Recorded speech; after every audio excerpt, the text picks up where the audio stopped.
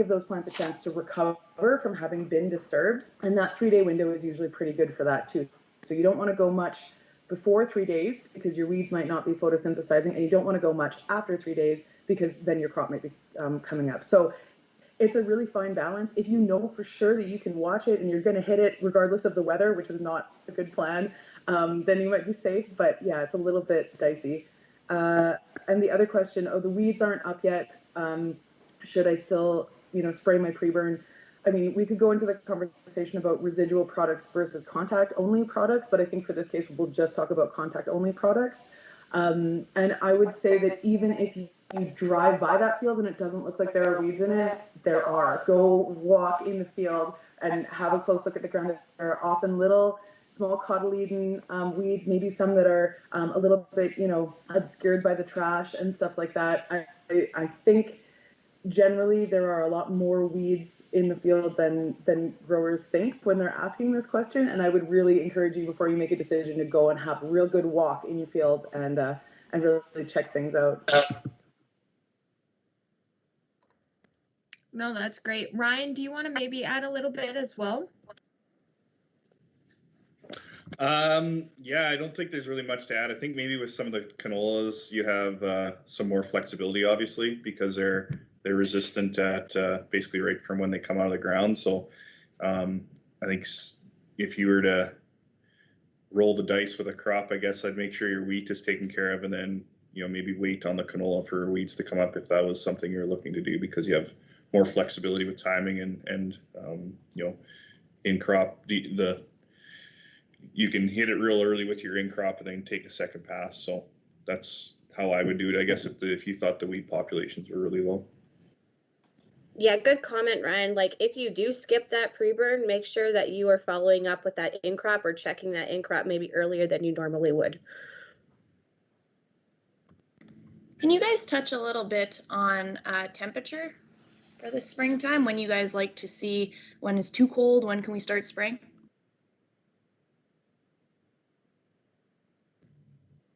Awesome. Lalit, do you want to take that one? Sure, no problem. So, I mean, it depends on where you are.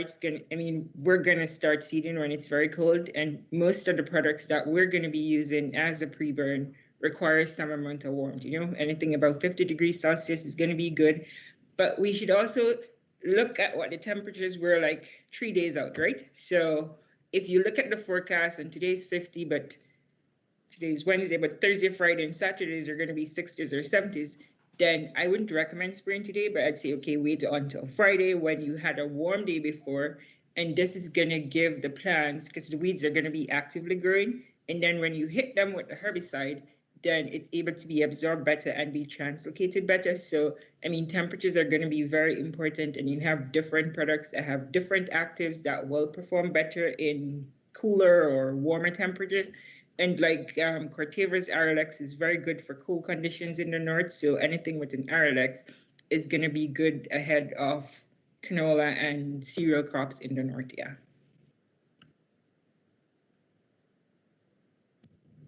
I think that's a really great point as far as discussing how the different actives will behave too. Like if you're using a contact product like bromoxynil or AIM or, those products, like I think you probably will want that hotter temperature because you'll see the weed die a little bit more effectively. But as a general rule, Michelle, do you want to comment on like what are the spray temperatures that we want to see when we're spraying our pre-burn? So with glyphosate, especially like with most of our tank mixes, we're including glyphosate. They recommend at least daytime temperatures of above 8 degrees and wait till that sun comes out. And that's when you're going to see the best results with glyphosate. And then probably stick with that 8 degrees if you are using a pre-pass or a prospect, anything Corteva, like Lalit mentioned, that RLX active. And then again, if you're adding anything else that's more contact, you probably want to be above that 10 degrees temperature point, which can be a little harder to hit, but again, waiting till that sun's shining. And it goes down to, when are those weeds actively growing again? For annual weeds, they need to have the same conditions as the crops to be actively growing. So they want warmer temperatures to be growing themselves. And our perennials and winter annuals, they are a little more, they will start growing a little bit earlier, so we'll take on colder conditions and usually still need those daytime highs of 5. And even your nighttime lows should be above 0 for those to be growing as well. That's a really great segment into what I was going to ask next was, how long do you spray after a frost? What are the difference between like a killing frost and just a mild frost? So, Katie, do you want to answer that one? Sure. Yeah, we deal with this one a lot every year too. Last year we had a frost that was, I think it went down to -8 and it stayed that way for like 10 hours. That is a killing frost. So there's like 2 factors that are going to impact like how much effect the temperature has on the crop. So if it dips down to say -1 or -2 for an hour, you know, because of some of the topographical variability and different field conditions, a lot of the time that's not really going to be super problematic. It might shut a few of the plants down. You may, you know, lose the odd one. But if you get below, I'd say, yeah, now I'm trying to remember all the numbers off the top of my head, but if you get kind of around that -4, -5, and it stays there for more than an hour or 2, then you're really getting into sort of the danger zone where we're looking at more of a killing frost. And so even with a light frost, which, you know, I would say -1, -2 for an hour or so, that can shut some of the plants down. So just depending on what the conditions are like the next day, if we have a very cool evening or a really cool night, and then we have a cooler day that's overcast, I probably would recommend waiting to spray until the next day when it warms up a little bit more. Just because, like Michelle said, you really want to hit that kind of 8 to 10 degree mark. You really want those plants to be actively photosynthesizing. And if they shut down because of the frost, and then they don't have the conditions to really like start them back up the next day, sometimes they'll just sort of idle for a while, and that's not when the herbicide is going to be the most effective. The herbicide will be, well, glyphosate specifically will be the most effective when the plants are actively photosynthesizing. Yeah, we did have some really severe sort of frost conditions up here, and when you get those really hard killing frosts, it takes a little bit longer for the weeds to sort of recover and start to regrow. If we have a frost that's so bad that you would see, like, say, a thistle, for example, or a dandelion, where the leaves are, you know, completely kind of crispy and have frozen sort of solid, then often you want to give it, you know, I would say 4 or even 5 days of really good conditions to get that regrowth starting, so that when you hit the weed with the chemical, it will actually translocate throughout the chemical. Again, specifically, I'm talking about glyphosate or a systemic herbicide, but you want enough new growth that the plant will take that in and move it throughout the plant and kind of kill the roots off as well. So a little bit, it would depend on what your targets are. I would say for most small-seeded annuals, a killing frost like that will probably wipe them out, but then you'll have sort of a new flush coming up.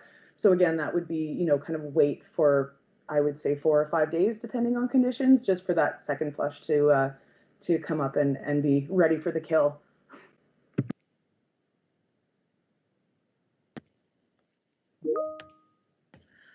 So I guess just to summarize kind of thing, like really depends on the conditions leading up to the frost and after the frost as well. If you have like a lot of fluctuations in the temperatures, then you are going to see more damage in the plants.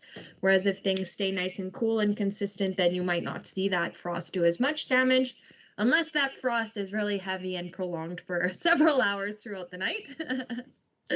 That's great. Great information. Make a couple quick comments here. First of all, yeah, I always tell my reps with biological systems, there's always tons of caveats. It's always, yeah, but, or in this case, you know, there are not very many black and whites when you're working with kind of biological systems. And I just saw in the chat too, Stacy, our sales leader from sort of Central Sask, had a great comment that she says, well, so I'm hearing that weeds need to be happy to kill them. And that's totally right. We want like nice, happy, healthy, photosynthesizing plants, and then we can smoke them. I think too, when you do have that frost and you're kind of waiting, like oftentimes that weed will end up regrowing. You just want to make sure that it has that living tissue to take up that chemical too. And so that's why we always kind of mention that 60% green material remaining, because that really actually leaves an opportunity for the chemical to move throughout the plant. So it's, yeah, okay. So Lalit, I'm curious, what weeds are best targeted early? Again, so it depends on where you are, because some people, it depends on what you did in the fall before. Like if you did do like a fall herbicide application, or you did work your fields over, then you'll probably have different weeds. And it depends on what the climate conditions are, the environmental conditions. You probably have some spring annuals coming up, like you probably have some small cleavers or some small hemp nettles or things like that. And if you can smoke your annuals like very, very early, then that's good, because they're going to reduce weed competition. Also, if you can get those overwintered perennials at your pre-burn, like your dandelion or some gnarleaf hawksbeard that had escape, then that's also going to be very good. So it just depends on what the weed condition in the field is and what you're looking at doing, right? So am I going to be going in with a straight glyphosate product, which is a systemic, and I need to see plants actively growing, or am I adding something in the tank that will get those things as a contact? So it just depends on year, location, and the crop you're going to be seeding in that field. Mm-hmm. Ryan, do you maybe want to comment on your area? Yeah, we run into a lot of annuals. I think would be, especially kochias are enemy number one. But we do have some overwintered, flicksweed and maybe some canola that overwintered, or early hawksbeard, things like that. I think the thing to keep in mind though is that killing weeds up until the day you seed, until about 2 to 3 weeks after that crop emerges, that's our time for a weed-free period. After the fact, it's just cosmetic and kind of revenge spraying. So the cleaner your field can be from day one up until you do maybe that in-crop application, the better off you are. So kill weeds often, kill weeds early would be my advice to producers. I would say too, with some of those perennial and overwintering weeds, like thistle comes to mind. Potentially getting them in the fall is a really good time to do them too. If you can give them a big old drink of chemical right before they sort of go to sleep for the winter, and then hit them again in the spring, that can be a really good combination if you're dealing with difficult to kill perennial weeds. It's a really good option, and sometimes a little bit more effective than trying to get them in the spring. I guess the caveat on that too, though, is that it doesn't take very many cool nights for thistles to start to shut down. So you really have to watch in the fall, to make sure that your timing is right on that. And we don't always have good fall conditions for that. So yeah, but in an ideal world, getting them in the fall is really nice. A specific weed that comes to mind for my area is we have a ton of narrow-leaved hawksbeard, and we're also very dry, so we're constantly worried about, preserving moisture and trying to use our moisture as efficiently as we can. Hopefully it's the crop that's using it. And so when I think of, for example, a weed that is very shallow placed and has a lot of those fibrous roots like hawksbeard, we tend to do kind of a double pass where we'll go in early with some glyphosate, and then closer to seeding, we'll do our glyphosate plus whatever tank mix. Just because as soon as those hawksbeards get like too big, they're really, really hard to control. So we have found that if you do have maybe some larger patches of hawksbeard in your field, that really early application and then following up with maybe that later application closer to seeding has been very effective. Another weed that I think of specifically that is a very inefficient moisture user would be flicksweed. And if you do have a really high flicksweed population in your field, it can be very drying. And so you will see that ideal seed placement will change if you do have that higher population. So we tend to go a little bit earlier when we see a higher flicksweed population as well. Does anybody have anything else they'd like to add? Yeah, I was just going to mention about wild oats, and I think that's something we kind of have been that hasn't really been in the conversation yet too is some of the granular and, you know, sort of more residual options that we can use in the spring as well. So with wild oats specifically, I'm thinking about Abidex as an example. And I think something to be aware of, we've talked about spray temperatures and frost and stuff and how that affects the chemicals that we're spraying, but we haven't really talked about soil temperature. And I just wanted to sort of put the reminder in there, I guess, that granular products like Abidex and Edge, for example, need a warmer soil temperature to start to activate as well. This is something that I learned last year that I wasn't aware of until I got a call to come and check a field out. So they really kind of get going when the soil temperature reaches about 8 degrees Celsius. Last year we had a very cool spring, and so the soil temperature didn't get to 8 degrees until like June. So just to be mindful that those products, once they do start working, they can sit on the soil or in the soil. Hopefully they're incorporated somehow. They can sit in the soil for a while and still be active. So when the soil temperature did reach that 8 degrees, we saw very good efficacy. But just something to be aware of, especially for growers in the north, if you are using those products, they require a certain soil temperature to be active. So very effective when the soil temperature is there, but something to definitely be aware of. So and Katie, wild oats could be a tougher one. Oh, sorry, Kira. And wild oats can be a tougher one too, just because they like warmer temperatures to germinate.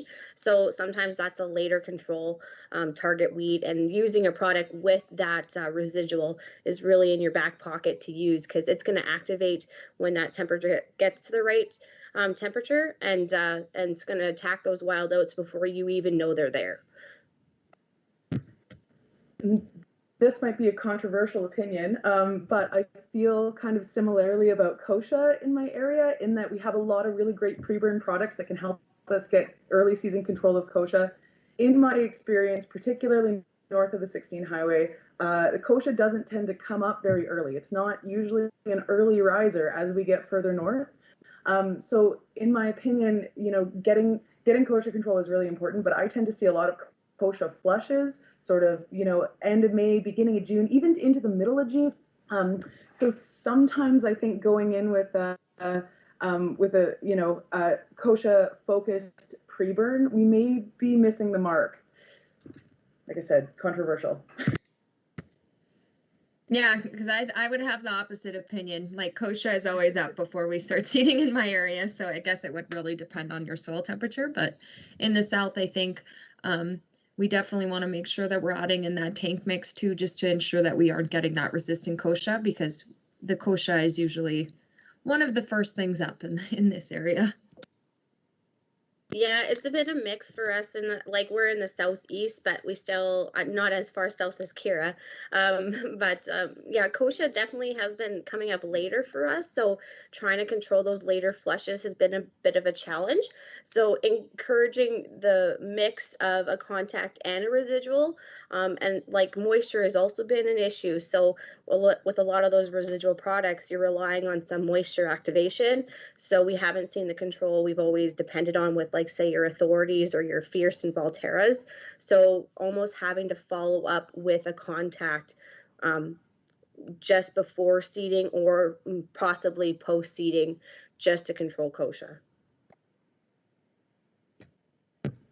What products or what actives do you like for that, Michelle? When targeting kochia for contact, I do really like Bromoxynil and your glyphosate mix. They do a good job. Important though, water volume is really important with those products, because you're relying on the contact, and kochia is such a small plant when it comes up, and it's a little bit fuzzy, as we know. So you want to get as much chemical on that leaf as possible, which might have been a question coming up, the importance of water volume, but. I mean, just adding on to what like Katie said, like I normally see kochia coming up middle of May, ending of May, when guys are actively seeding. So it depends on what field you're in. But if you know that you have like a kochia problem in a field or in a localized area, you could probably go ahead and do a spot spray with something that has some residual that will get the kochia. But it just all depends. And as Michelle said about water volume, that's going to be very important. So, I mean, I like Bromoxynil too, because it's very good. But AIM also will do a good job at kochia if you're going in at the high rate. So if you're going at the 40-acre rate, then you can get some control of kochia.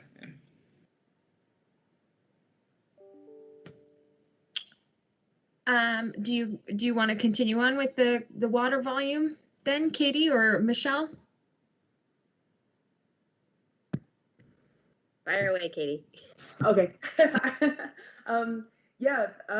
I think that so when we're doing a pre-burn, we don't have a lot of the concerns that we do with in-crop as far as things like sort of canopy penetration and that kind of thing. So I know growers will often roll back that water volume rate for pre-burn. I mean, first of all, of course, the caveat is always read and follow the label. You know, we don't want anybody going off label. But I would say that a knowledge of your products that you're using and an understanding of how they work definitely will impact, what some of the water volume practices are. So Lilith had mentioned Prospect before. I think that's the product that's got Arlex in it. That's registered for a 5-gallon application, and so it's registered for a much lower water volume. So if you know for sure that you well, first of all, that you're not growing lentils because it's got a recropping restriction, but also that you want to really reduce those water volumes as much as possible, like looking for chemicals that are already registered for a low water volume is important. The next thing that I would say too, it is, with the pre-burn, I think you are able to roll those back just a little bit. Sorry, I'm getting distracted by the chat, which I'm sure is great, but I'm going to close it for now. You are able to reduce those water volumes a little bit and still have some efficacy, but I would say that those water volumes are in place for a reason. They've been tested, and so we want to stay on the registered recommendations for the most part. I feel like I'm walking a tight wire here, you know what I mean? I mean, just to add to what Katie said too, because I mean, yeah, we should always be looking at the recommended labor rates, but for a pre-burn, the weeds are very small, they're not very big, so growers are kind of pressed for time too. So if a guy can go in with a 5-gallon and be effectively getting the thing, because it's going to be like how concentrated that chemical is, right? So how concentrated that solution is that's hitting the plant, that's going to be killing them, because oftentimes they're going to be small and you want to make sure that you're hitting them with a lethal dose of something. So if you can go in with a product that is 5 gallons or something, then that's all good, right? Because you just want to make sure you're getting good coverage of the plant, so you're getting good kill. And for a straight contact, you probably want to go a bit higher water volume than you would for a systemic. So it's just knowing your products and what the label recommends, right? So on that note, so there is some antagonism sometimes with the different water, and they don't recommend really high water volumes with just glyphosate. So if you're wanting to get that better coverage, what's kind of the balance between, the glyphosate, but the tank mix partner, and just trying to find the most effective water volume? I think if it's early and you got like a 2,4-D glyphosate or like some of these Arlex or dicamba, where it's all systemic, then 5 is great. I think once you start getting into a glyphosate, bromoxynol, glyphosate, AIM or carfentrazone, things like that, where some of that contact is doing more of the heavy lifting, that's when I'd start, bumping up to like 7.5. I think is a good compromise. A lot of guys got nozzles for that. But even something with like, let's say you're doing Black Hawk where it's got a contact in 2,4-D and glyphosate. If the weeds are still really small, I think you're okay at 5.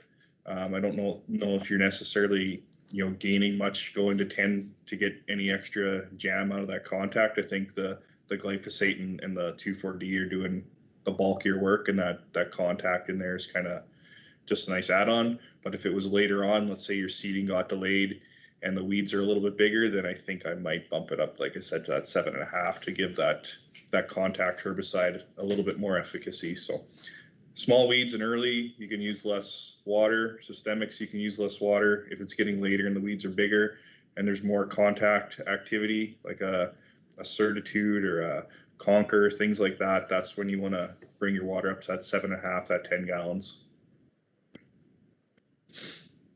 I think it comes into question too, your water quality too, because the question, yeah, like sometimes glyphosate you don't see as good a control as straight glyphosate when you're increasing your water is because your water quality is poor. So if you know you have hard water, or even if you don't know, get that water tested, and then look at a water conditioner, or even AMS. AMS is the cheapest thing you can throw in to your glyphosate pre-burn to tie up anything in that water, hard water, and it's going to leave that glyphosate to do its job. So yeah, I'm a huge fan of AMS, and then that way you can go at that. I'm a huge fan of 7 gallons.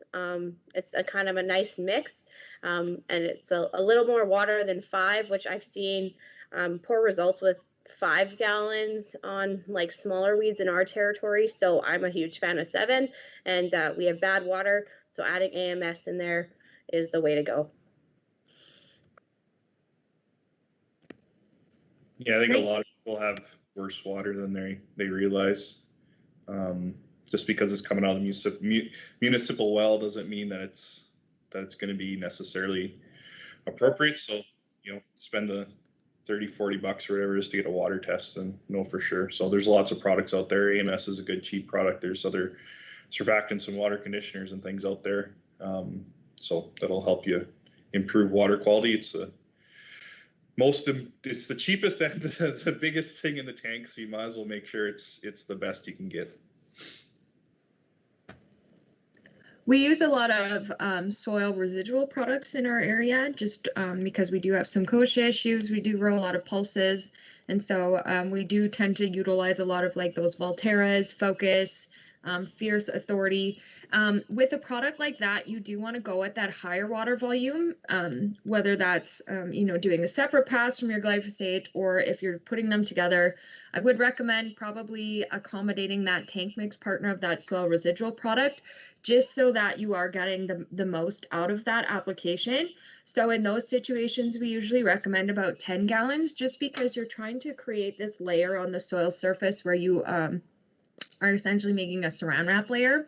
And so if you aren't getting that really awesome coverage of that product, then you are going to see some misses and you aren't going to get that residual control. So in those situations, I would probably recommend accommodating your tank mix partner more than anything. Okay, great question.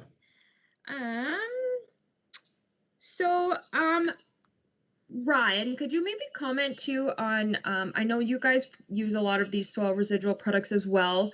Could you maybe comment on the activation and the deactivation of those moisture activated products? Yeah, in my mind, I think maybe even activation is a bit of a misnomer too, because it's not like a chemical reaction that's happening. It's moving that chemical into the soil water profile and like you said, creating that layer. So it's not like the chemical is inert. If there's not enough water, it's just not spread out enough that's kind of how I like to explain it to producers. So in general, I've found, like, I guess just practical experience, that if it says it needs 1/2 inch of moisture, that 1/2 inch of moisture at one shot is way better than 2/10, 3 times, as far as moving it into that soil and controlling weeds and forming that barrier. And that, if you're concerned about whether it worked or not, then definitely make sure you pull out a little trowel and dig down. I think some of these products work a little bit better than we give it credit for sometimes. And then we have also seen them, if the moisture comes late, it's not like it's, if it didn't maybe activate in late April, early May, like we would like it, that's still there. It will activate. It will come on later in the year, but again, maybe a little bit more spotty and variable control again. So you mentioned previously, accommodating that soil active in your tank mix. I really think it's almost to the point where you got to look at it as 2 applications. If you didn't get it down in the fall, you got to get it down early in the spring, and probably earlier than you would like for any other tank mix partner. So, find a formulation that doesn't require a surfactant, or get some egg surf or whatever surfactant to make it work properly, and treat it as 2 applications. And as soon as the field can support the weight of the sprayer, then you should be putting these products down and getting them in the field. That'll give you the most consistency, moving it through into the water, soil, and spreading it out and forming that barrier. We really got lucky with some very timely rains here last year. So I had a trial that I got to see, what kind of ideal activation looks like. And yeah, Ryan, I absolutely agree that the activation term really is just a matter of getting it into the soil solution so it's available. I would say something to watch out for on these products is they're definitely not going to be good with overwintered or perennial weeds at all. I saw a lot of sow thistle breaking through in my particular trial. And yeah, again, Ryan, I agree. If they don't get into solution or activated, they can sort of hang out in the field for a while and become active later. I think that the issue there too is that they're not really going to have a lot of activity on any weeds that are up already. The group 15, the graminicide that's in some of these residual herbicide products, can have some activity on some weeds, mostly grassy weeds, be taken up by the roots. But primarily, these products aren't really going to have any activity on weeds that are up. So if we do get activation in, early or late June even, we're just not going to have any activity on those weeds that are already up. It'll stop, future sort of flushes, but it won't take down any weeds that are already germinated. And I guess just one other comment I would make, I'm a huge fan of putting these down in the fall. I mean, granted, we don't always have a nice open fall with the ability to do this, but if you're able to, and I would say that if a grower is considering using these products, I would strongly encourage them to consider doing a fall app, because I really think that in that way you get much better sort of a guarantee of them working, just because the snow melt will serve to take that into the soil solution. And so I really am a big fan of these residual products in the fall for sure. I would just add to that, we did see, like everyone's discussed so far, is you need to have that chemical actually in a solution in order for the weeds to take it up. And that's essentially what activation is. We did see that sometimes when the soil would dry out, that chemical would become rebound to the soil particles, and then actually it would reactivate once it got washed into solution again. So we actually did see in my area, for example, some kochia came up, and if it was small enough, it actually did kill the emerged kochia again as well. So if the weeds are tiny enough, and you do get that reactivation, we did see some efficacy in regards to that. But it would obviously depend on the weed too. It did that for kochia in my area, but it would depend on the weed and the specific situation. But okay, let's actually stay on the track of soil residual kind of products. So Michelle, could you maybe discuss your experiences with Olympus? Yeah, to be honest, we don't move a lot of Olympus, but where I have seen it, it's worked really well. Definitely on foxtail barley or green foxtail or millet. If you've got those in spades in your fields, Olympus is an amazing product. I don't know what else to say there. I was really impressed with it, and definitely recommending it in those specific situations for sure. Especially foxtail barley, that can be a tough one. And it really did a great job. And we were just mixing it with glyphosate and going at that 5 to 10 gallon rate with it. And that's where we saw really good results. I think it's a good option too for growers who are battling Japanese brome. And it does have quite an extensive tank mix list. Personally, I would like to see it go out with something other than just glyphosate, with it being a group 2, but it's a good tool in the toolbox for, I don't think I would recommend it on every field on every farm, but if you got some fields going into cereals where like Michelle has said, there's some millet or some foxtail barley, or we know we have a brome problem, I think it's a really good prescriptive approach. It does maybe hamstring you a bit for in-crop. You got to go Varo if you want to continue with the group 2s. But if you're open to using a group 1 like Horizon or Axial or whatever, it does give you some flexibility and does a really good job on some of those tough to kill grassy weeds. It also has a registration of volunteer canola on it as well. And I remember, Michelle, you had talked about how you had liked it on the canola. Yeah, I was just trying to think back because I forgot to mention that. Yeah, it did do a good job on the volunteer canola as well.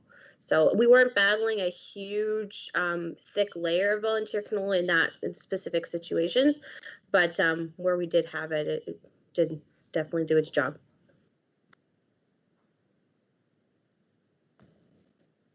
Okay. Sorry, I just wanted to ask, because this is a conversation that I seem to have had with growers a couple of times. We don't have a lot of Olympus that's going out in this area, although that may be changing because we definitely have the weed profile for it. Would you guys consider doing a spot app with that product, or is it a blanket approach? Actually, I definitely would recommend spots. Like if you know you've got patches of foxtail barley around sloughs or specific areas, we were definitely looking at as an option. But in this, for this grower, it was pretty much the whole field was really bad foxtail barley, so we ended up doing the whole field. But we were considering the spot spray. So yeah, if you know you've got really bad patches just in certain areas, that's a great option for the product. Yeah, that's what I was going to say too. It's kind of like prescriptive, so you don't want to be putting it across the entire field. Plus, it's a bit pricier too to be using as a pre-burn option. Yeah. On that cost note, though, it is actually quite competitive in comparison to our other residual products. And so I think it is a really good option to kind of like exercise and as far as spot spraying, for me, I think it would really depend on what weeds you're really targeting. I mean, Olympus kind of came out originally and said, okay, foxtail barley. This is going to be an awesome product on foxtail barley. So to me, that would be appropriate for like a spot application. But if you were looking for that residual volunteer canola approach, then that would be probably a little bit more appropriate for like a spraying the entire field, because you wouldn't really know where that volunteer canola would be coming up. But Amy made a really good question as far as like, does anybody know if Olympus needs rain activation similar to Focus or?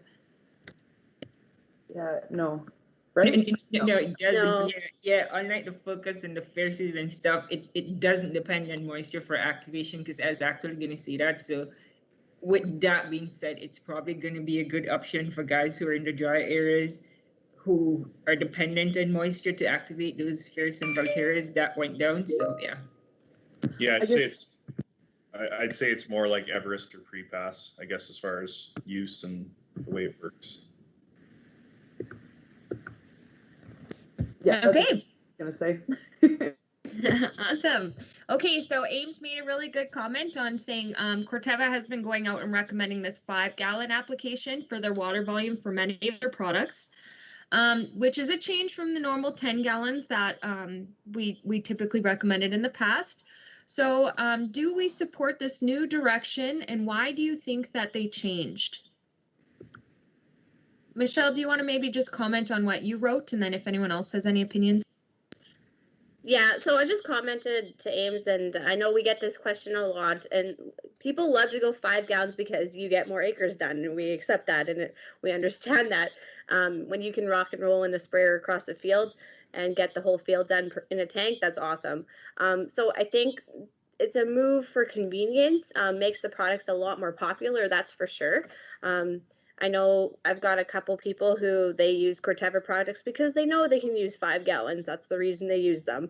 But on the other side too, like they still do work at 5 gallons. We still see really good results.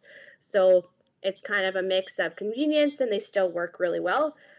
That being said, does that mean you don't need to use 10 gallons? Not necessarily. Like we talked about, in certain situations when you've got, you're trying to hit more leaf and trying to get more coverage, increasing to 10 gallons with those products is still an option and probably should still be considered on those situations. Yeah, I'd just like to add to that. I don't know exactly why Corteva changed, but I like 5 gallons, right? Because as I said before, I mean, the weeds are small and it doesn't require a lot. So it's it's how concentrated you can get that solution. I think it has more to do with droplet size because you want. We lost you, Lily. Oh, sorry. So I said I'm a fan of the 5 gallons, right?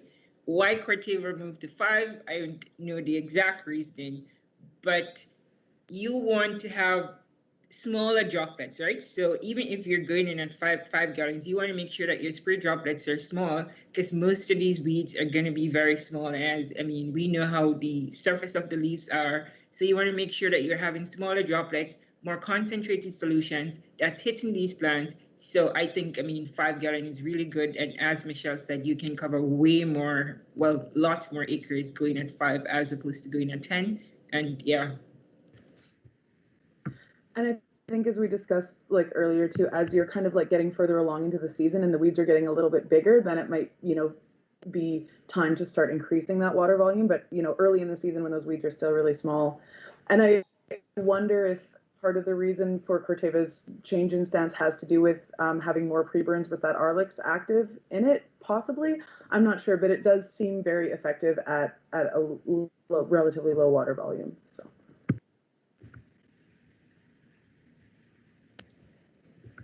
Okay, great. Okay, we'll maybe shift the direction from water volume and maybe go towards more soil temperature and seeding order. So what is your recommended seeding order and what kind of soil temperatures are you waiting for? We'll maybe start with Lalit. Yeah, that's a tricky one because it depends on what your growers have, right? It depends on the diversity of the crops they have on farm. But like if a guy has barley, I like to see him going in early with that, especially malt barley, because that's going to help him on the back end. Like, he's going to be getting away from the rains later in summer. So I like to see that going in early. Also, if a guy has oats too, I like to see that kind of spread out across the farm so he can go some early and some late. And then that gives him some flexibility to tweak his fertility that goes down with his oats. So, and depending on his fields too. But I think different crops require different temperatures, and I think 5 degrees soil temperature is going to be good for most of the crops that we're seeding. And most guys are targeting 5 degrees soil temperature anyway, so that's going to be good. But I'd leave my canola for when it gets cooler, and yeah, that's how I do. I do my cereals first, my barley and my oats. I'd go in with my canola, and then my wheat can go in between. So it just depends on what it is that the guys have on farm that they're seeding, and yeah.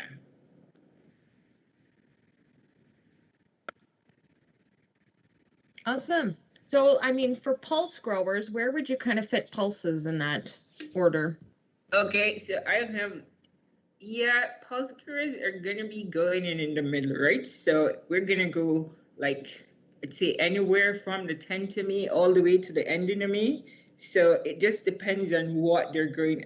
I can't speak for lentils or chickpea or anything like that since I don't have those in my area, but I have lots of peas and faba beans, and I know that they're going to be going in like that time. But if a guy has both peas and fabas, he will go in earlier with his fabas because they take a long time to mature than his pea crop. So it just depends on what they're seeding. It's going to be different for each grower and each location, but Ryan, could you? Yeah. Go ahead. What was your question? I was just going to say, you're down in the South, things are a little bit drier. There is that, you have those lentils and you have those chickpeas, but then you also have that canola. So I'd be curious to hear what your order would be. Yeah, I think the risk of frost maybe gets overblown. I think some of our crops are a little bit more hardy in that you should maybe be seeding a little bit, if the fields are dry, don't wait for May 1st just because it's May 1st. I think, if you can get out early, get some barley and get seeding, get some acres done. Then I'd probably go to canola. I saw a study out of Ag Canada just recently that had kind of showed the yield penalty for each crop, and canola late seeded has the biggest yield penalty. I think they quoted 1.6 bushels per day after May 15th or something. Don't quote me on the exact numbers, but it was the highest out of all the crops. So I'd get my canola next.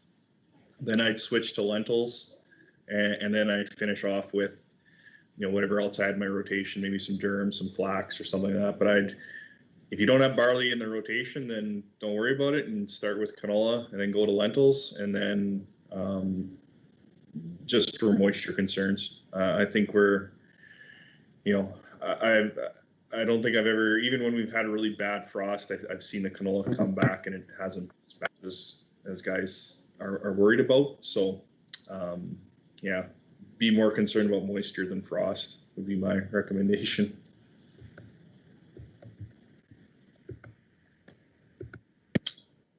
I'm not that much further north, but I gotta disagree. I don't know. Up here I find canola, like we do have some crops that do well kind of before the 10th, 15th of May. But I find, and maybe it's just a difference in the soil temperature up here too. But I find generally, over the last few years, really early seeded canola crops tends to come up into cotyledon stage and sit there for a week or a week and a half, 2 weeks, and then it just gets totally destroyed by the flea beetles. If we do have a frost, my concern with canola, which is kind of like a question of, like, I don't know, architecture of the plant, I guess the growing point is above the ground. So when we do have a frost, it's easier for that growing point to be totally sort of wiped out. Whereas with cereals and peas, the growing point is below ground. Last year we had that awful frost, and we had some peas that had been frozen, and it was kind of bizarre. I'd never seen anything like it. They came back with 2 different shoots. So where normally there would be one, the first one got frozen off, and then it had 2, which was kind of an unusual looking thing. So yeah, I see a lot of growers in my area doing peas or cereals first. And yeah, I like what Lalit said about the malt barley early on to try and miss some of those later season rains. I think that that's a really good approach. And yeah, I like to see pulses going in early as well. And then I would generally say in my area, canola is like one of the last things to be seeded. So that's my opinion. Yeah, and I would look further down into the season too. Like, if you can avoid, I think we have maybe more risk of heat blasting. We have more risk of that crop running out of gas into July and August. So yeah, it's going to depend upon, I think, Katie, you're spot on. And if I look at how my dad seeds, it's very similar conditions as what you have in your area. So pretty typical, but I think for our growers further south of the 16, maybe south of Highway 7, even right around Rosetown and south, I think that's where the moisture concerns start to outweigh any frost concerns. And I think you maybe have to, just because we can't see deep because of soil cresting with higher clay content in a lot of our soils, I think you gotta roll the dice a little bit more on canola. But as Katie likes to say, there's caveats if you don't have barley in the rotation, which I know a lot of guys do. And if you have barley in the rotation, get that in first, because we're all trying for malt, and it just does so much better when it's in early. So. Yeah, I'll just agree with Katie. For my Southern Territory, Balcarres area, probably 80% of the time, if canola is seeded beginning or end of April, it's probably getting reseeded just because of frost, or it's been mauled by flea beetles.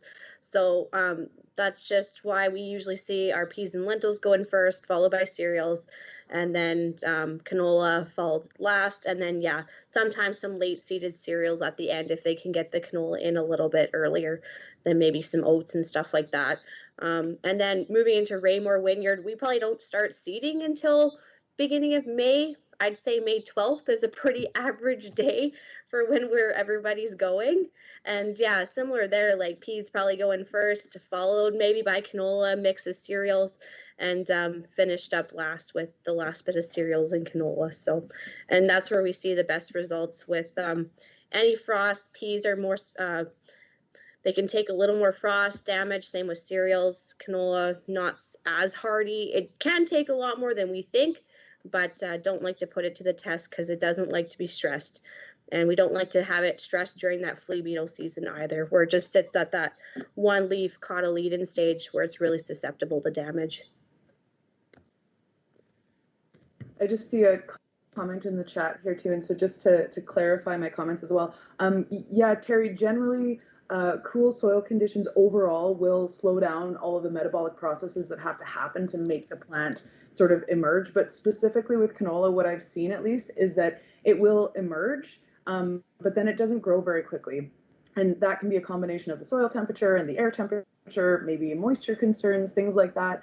But I just find when things are planted a little bit later, even that change of a few degrees in the night temperature or the soil temperature can really speed the process along. And so we go very quickly from cotyledon to sort of the 2-leaf stage where we're safe from flea beetles, versus in colder conditions where the canola tends to come up and then sort of just sit there. And I think that maybe that kind of plays into a comment on seed treatment as well, and I'm just kind of going off the cuff here. But I think I've heard the comment from lots of growers that like, oh, we'll treat the first cereals that we put in, but not the later stuff. Is that something that you guys have run into? Personally, I don't think it's a good practice. I think all the cereals that you're putting in should be treated. I would say that when they're going into cold soil, the potential for them to sit in the soil longer before they really get, moving is definitely there. But I would still strongly encourage growers to treat all of their cereals. I just wonder if you guys have run into that practice too. Yeah, definitely heard it. And I'm a huge fan of treat the cereals and treat everything. Like for the past 2 years, we've been seeding into really cold soils worse than normal. So that's where you find disease issues and where, yeah, that plant's going to sit there for a while and be a lot more susceptible to stress. And just having that seed treatment on everything is just another insurance that you have. Yeah, I would agree.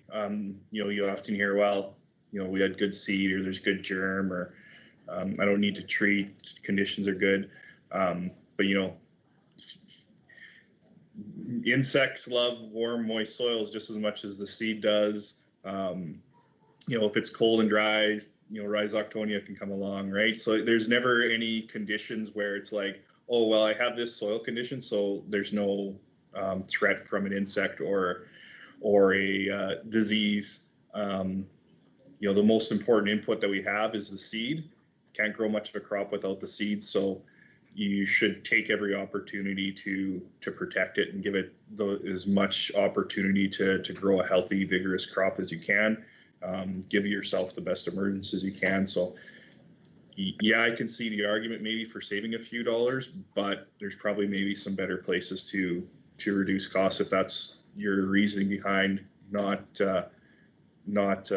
treating. I think if you did some side-by-sides in your own field to prove it to yourself, you would see that treated seed later on in the season when it's nice and warm and everything's coming up faster is going to come up better. It's going to come up as a better crop and just be better for you throughout the season. So. And I think Ryan said it at the beginning, 5 degrees soil temperature is like the target to start for majority of crops. Of course, 10 degrees is the ultimate, but that doesn't happen very often early on in spring. Yeah, that takes forever. Yeah, that's true, Michelle. That's why I like seeing canola going in anywhere after the 15th of May when it's like super warmer, and then they come up real faster, and you don't have that lag period that Katie mentioned. So they just come up, move from cotyledon quickly into the first true leaf stage, and it just gives the crop a better thing. That's been my experience. So yeah. And if you're and if you're measuring soil temperature, just get a cheap meat probe that you buy at the dollar store. I think they're like $1, and measure where your seeding depth is going to be, and measure in different parts of the field and at different times of the day, just so you can get a good average.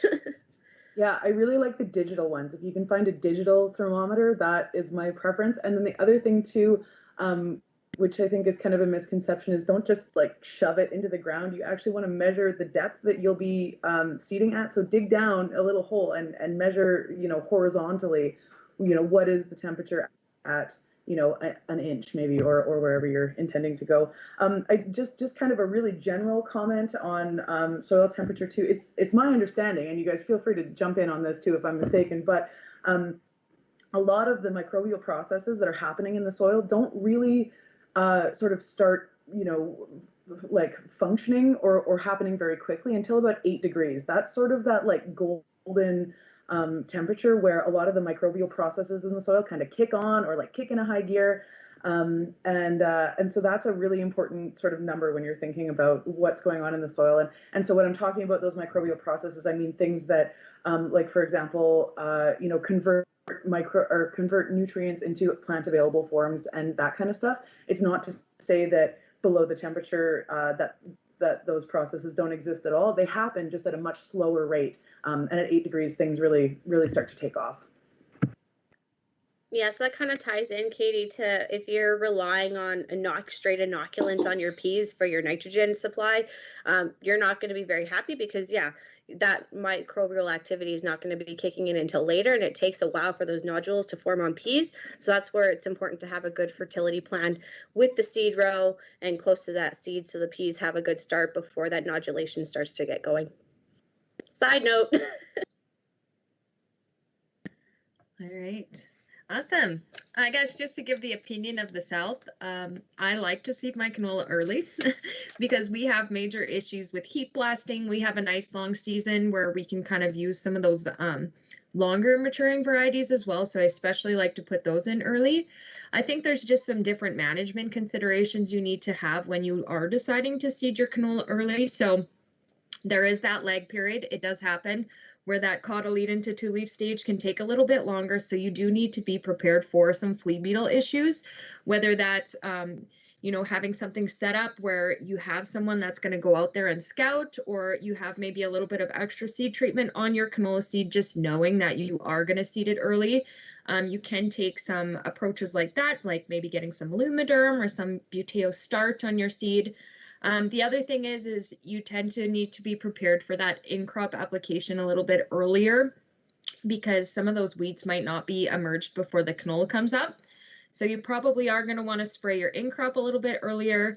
And then the other thing is if you're seeing a lot of fluctuation in the temperatures, like it's getting warm and then it's cold and then it's getting really warm again, that's where you'll see the most damage from frost. So as long as conditions stay nice and cool, similar to what we talked about with the pre-seed spraying temperatures, as long as it stays cool throughout the whole thing, then your canola plant can become a little bit hardier. And so it will withstand some of those frosts, but this is specific more so to the South where we are seeding April 20th.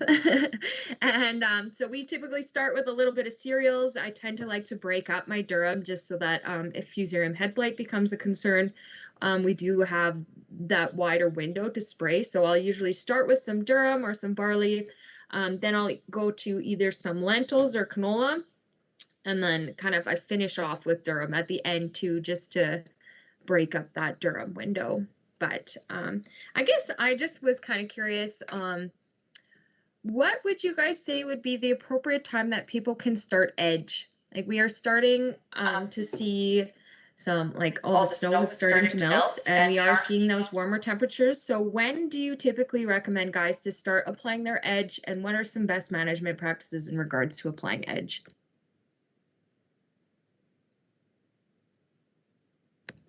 Don't all speak at once.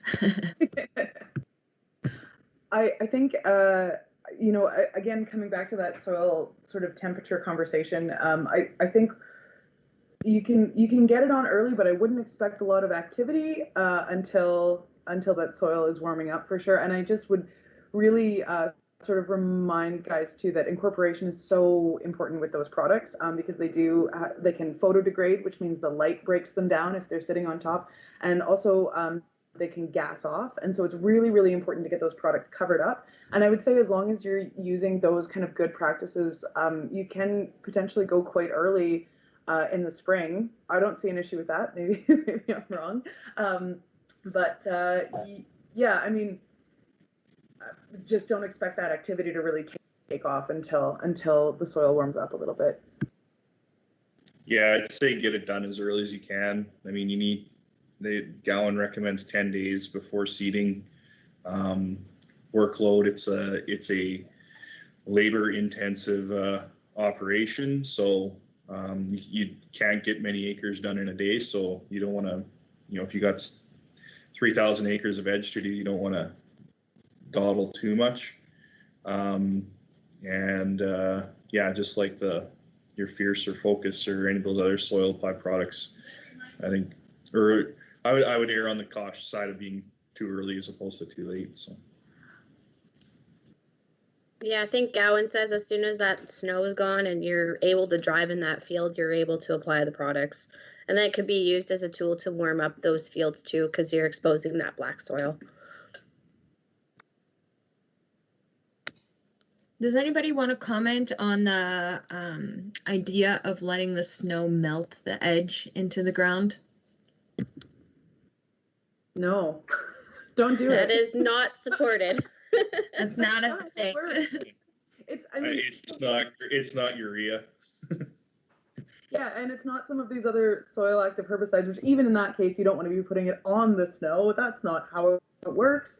I think that, like, as I mentioned, it's really, really important to incorporate these products. You don't want them just sitting on the surface. And I know every year I've got growers who say, well, I'm going to seed after. Yeah, it's better than nothing. But for the, you know, the price of some of these soil applied products, I really think that it's in a grower's best interest to do, you know, to do it properly. You'll get much better efficacy and more of the product will be where you want it to be if you cover it up, as opposed to letting it, like I said, photodegrade or gas off.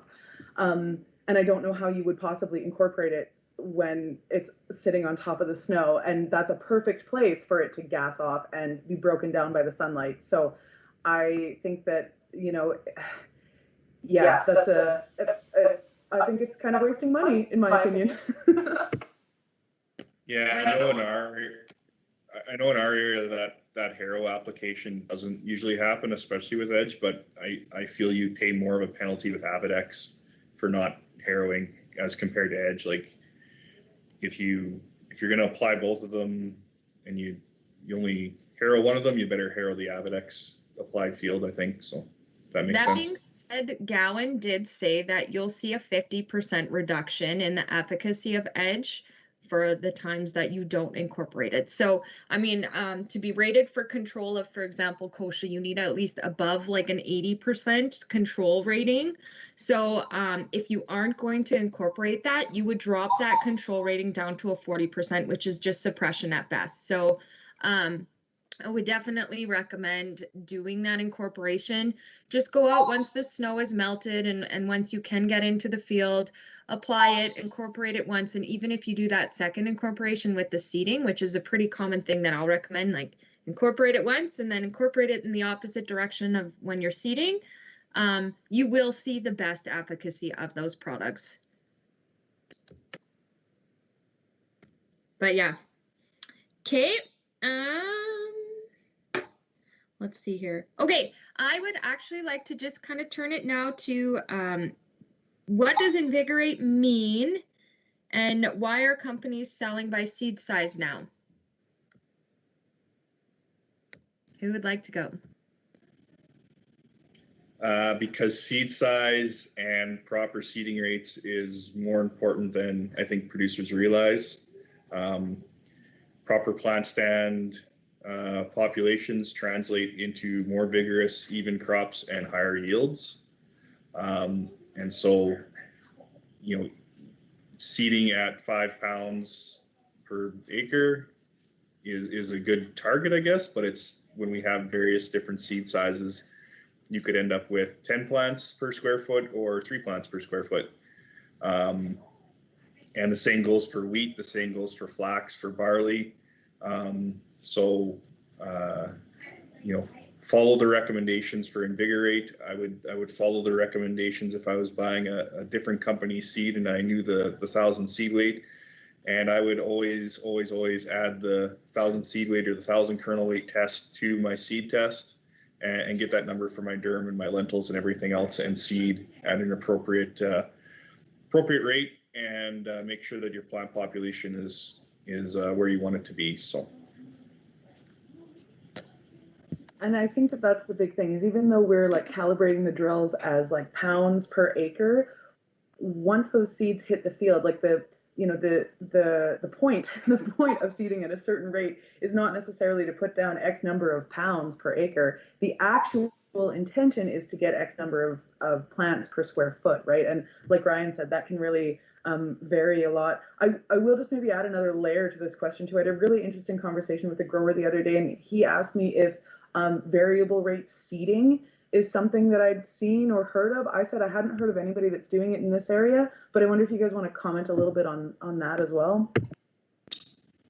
I've seen it. I think it's a solution to a problem nobody has, but if you have the technology and the ability to do it, then go at it. I think you'd be better off targeting plant populations. I don't know if I don't know what you really gain by reducing your plant population or increasing your plant population on a hilltop, whatever the prescription may say. I don't know if you're really gaining much. So, but I guess if you have the tool and it works for you, I won't stop you. So. Yeah, in my mind, just to diverge from the canola conversation on the variable seeding rates, in my mind, it's more of a tool for like salinity issues and increasing like maybe your barley rate that is a little more salt tolerant, and increasing that rate around those areas might be where it might be used. But that would be the only reason in my mind, and whether it's the best tool, probably not. Yeah, as far as canola goes, yeah, setting your drill based on your 1,000 kernel weights and setting that for that field, and then always checking that you've got the 1,000 kernel weight right. And if you've had to switch bags from like your B to your C, that's where you want to reevaluate and adjust your drill. Yeah, and that goes for all the crops too. Like, just because your durum had a 60 bushel weight last year doesn't mean it does this year, and so it varies field to field, lot to lot. And I think the other important thing to remember is that you got to go out, at herbicide timing is a good time to check survivability, but the ultimate time would be right after harvest, and check which plants actually came up to produce yield. So then you know that, okay, yeah, I seeded at 3.5 bushels and I ended up with 6 plants that made it to yield. Okay, I'm spot on. Or no, I seeded at 5 and I ended up with 8 plants that made it. Okay, well, maybe I'm a little bit high. So the only way to know is how successful you are is to either count plants in the spring after emergence at that herbicide timing, or even better is to count in the fall, count out how many plants you have in a square foot throughout the field to see how successful was I. Do I need to increase my seeding rates? Can I get away with lowering my seeding rates based upon these conditions that I expect and stresses that the field is going to experience? Yeah, I think the overall goal of Invigorate is everyone has a good experience with, no matter what bag size you have and no matter what 1,000 kernel weight you have, you're all going to see good results with that variety. And that's the ultimate goal with those varieties. I think we lost Kira. So I was just going to pull up the list of questions on my phone. Yeah. Yes. But I think it might be time to wrap up. So if there's any last minute comments, Lily.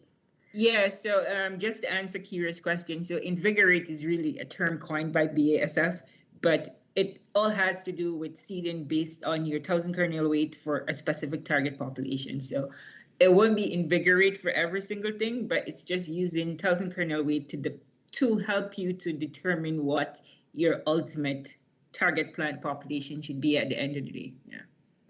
And I think those plant target populations are very well established in the science and the research. There's a reason that these numbers are used, and largely it's got to do with crop evenness and maturity. There are a lot of things that are impacted by the density of the canopy and the crops plant density. So to think, oh, I'm just going to tweak it a little bit this way to save a couple bucks. There may be things that are that can have unintended consequences when you either reduce that or increase it by a little bit.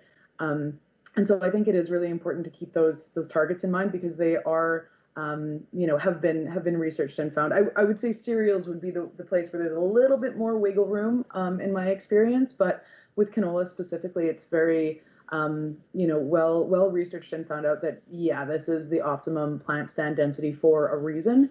And so I would encourage growers not to play with it too much. I mean, there's still some some wiggle room, I suppose, but those numbers are in place for a reason, for sure.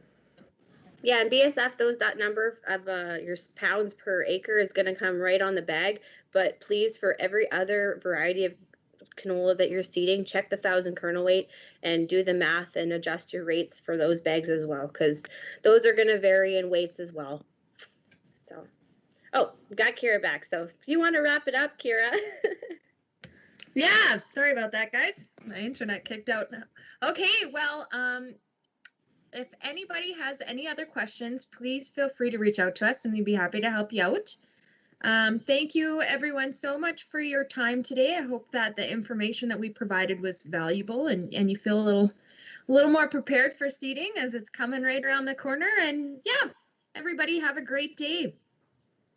And please feel free to let your Cargill rep know if you enjoyed this, if you like the format, if it's something that you want to see more of in the future too. We're always kind of looking for new and different ways to connect with growers. So if this is something that worked for you, or if it's something that didn't work and you really didn't like it, also feel free to let us know that too. But hopefully you enjoyed it. So I'm able to stay on for a little bit longer too if there's any last minute questions or whatever. But yeah, I think we'll kind of officially wrap it up. Thanks so much, everyone. That was really fun.